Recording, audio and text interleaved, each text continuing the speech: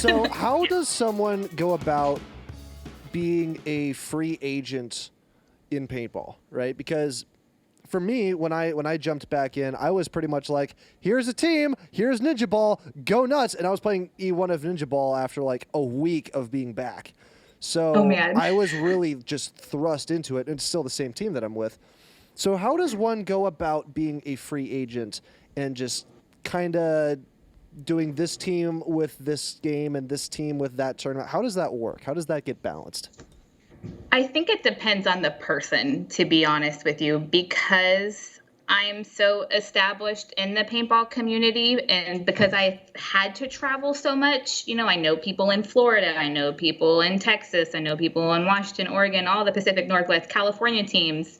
Um, when I put out a post that an event's coming up and I'm like, hey, I really want to play, it's usually somebody who hits me up or tells somebody else who says that they saw they were needing players, and it's really just word of mouth. And it's just throwing yourself out there and saying, hey, I want to play. Or if there's someone shares a post being like, hey, like I said earlier, just throw up that you're a free agent looking to play, and you'd be surprised most of the time somebody's willing to pick you up, especially if they know who you are. And that's where kind of that word of mouth and your passion and your drive in the sport, saying most of the time when people tell people like Dar, for example, told you that I was this higher division player. Well, Dar's also full of gas, so that's love you, I buddy. think his chain was feeling a little heavy that day. I think so too. Like the day takes a toll on someone by the time it's like 2 p.m. So right. Yeah, no, for so sure. Have you regularly jumped onto teams where you knew maybe like one or two people and then everyone else was completely didn't know them at all? Yeah. So even that event, I don't know if you know that we were just at. Originally, the weekend before, I had driven down from Bellingham and practiced down there. I was on the Notorious's team, and we practiced together as a squad, and I didn't know any of them. You were practicing in Bellingham, huh? I'm sorry? I live in Bellingham, or Ferndale rather, but I didn't. Where do you practice in Bellingham? I'm in Bellingham. I think I might have misconnected something. Where are you practicing in Bellingham? Like, oh no. I went down to OP the weekend before that event. Oh, yeah. Okay, I was like, am I missing out on some like secret Bellingham paintball circle thing? And I'm only now hearing about it. Not invited. I think the closest field for us is that whatever paintball station that is just rec Linden. Walk on in Mount Vernon. Linden. There's paintball station. I did an airsoft event at paintball station. Actually, that's the only time I've ever. I know, right? But nobody plays airsoft. It's for 9-year-olds who can't buy Call of Duty yet. Yeah. So I actually, that was the first and only time I ever played there. It was 2000. I want to say like 6. So I actually was in 6th grade. And it was me and my buddies, and we had our like garbage spring whatever AKs where you had to like lock and load whatever. And I remember rolling up next to all those scenario guys that had like the super beefy like 8-foot long guns on trucks, and it was just like it's amazing.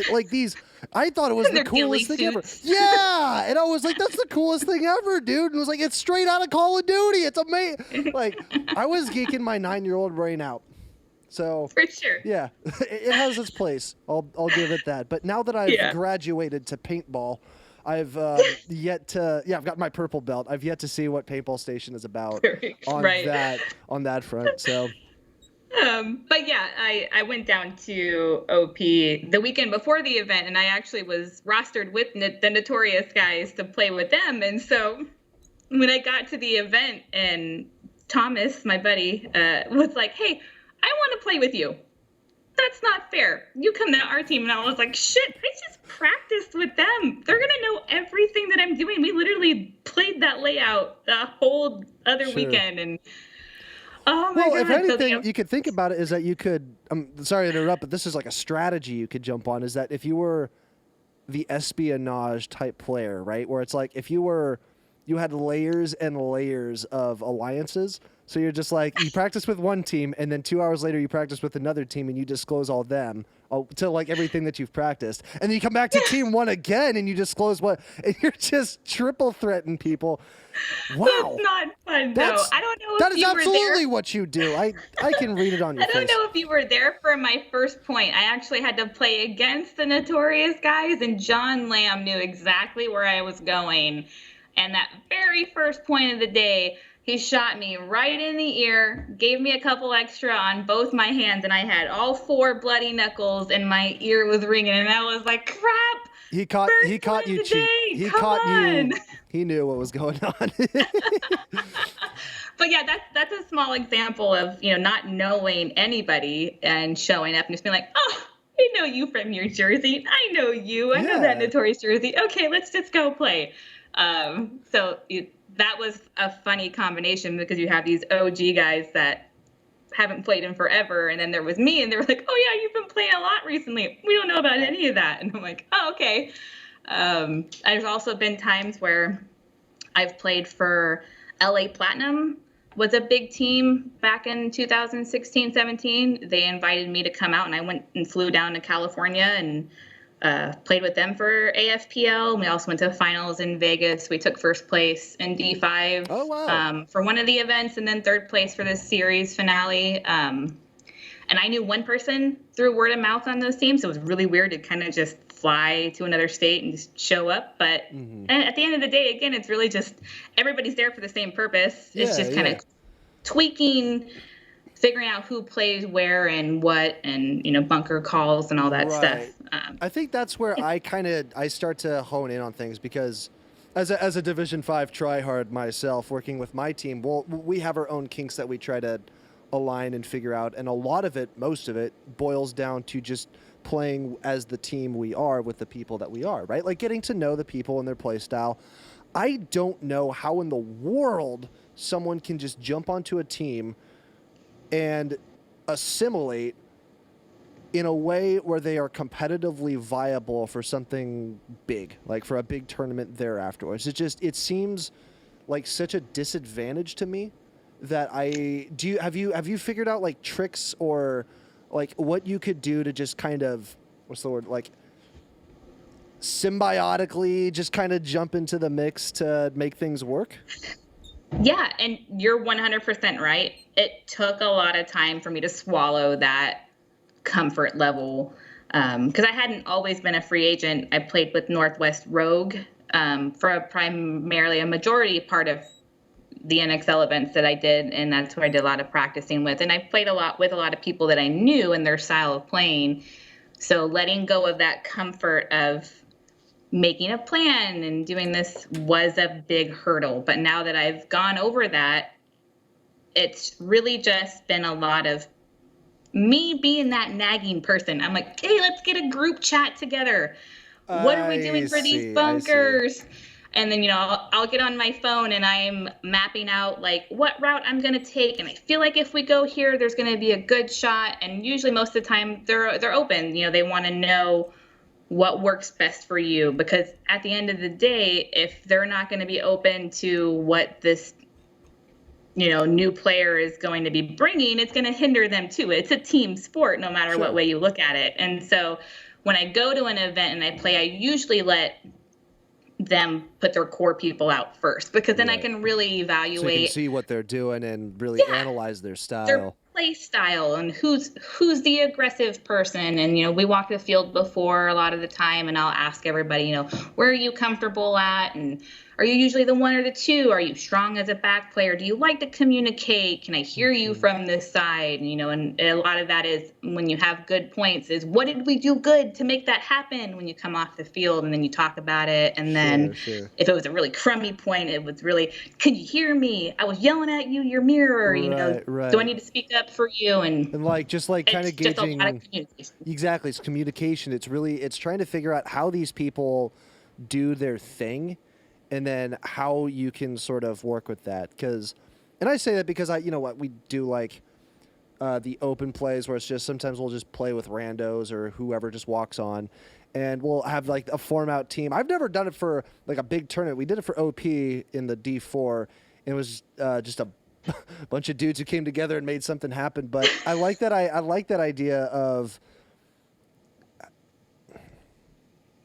analyzing the team to figure out what are they good at, what do they do, what's their play style, and then how can you actually form yourself to work with that, right? Like that requires a degree of adaptability that I feel like it's a really challenging thing for a player to have.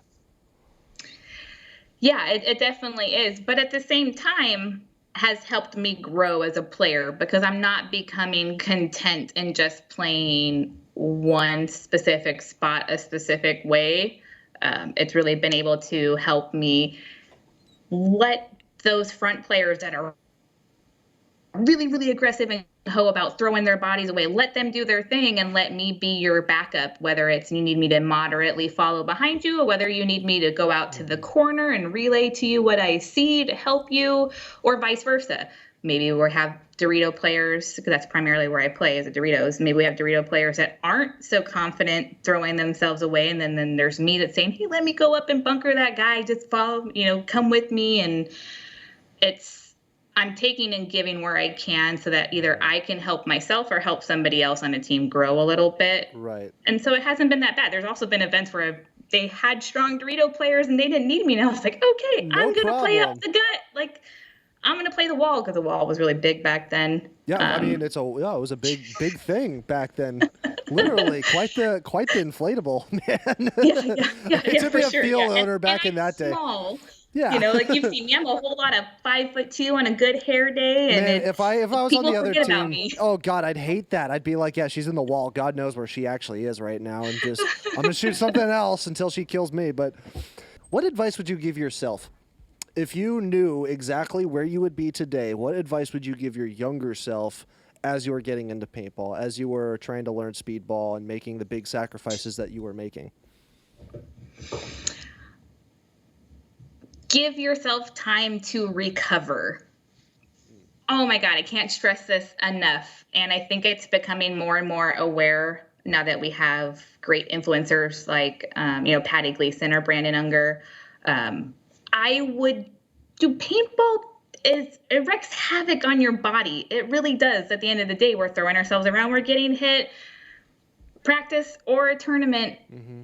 If you don't give your body time to recover or take care of your body in a recovery mode, you're really going to injure yourself down the road.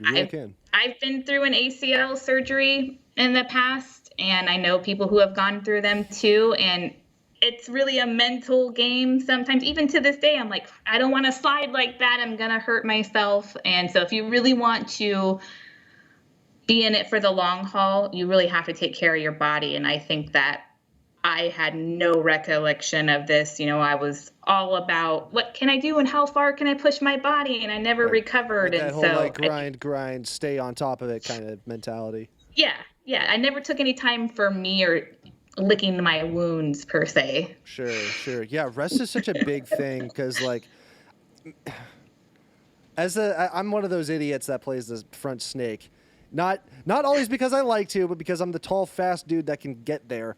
And so I'm the fodder for that. And I found out really, really quickly that if you screw that snake dive up, I got a good one. So I didn't know what a core sample was until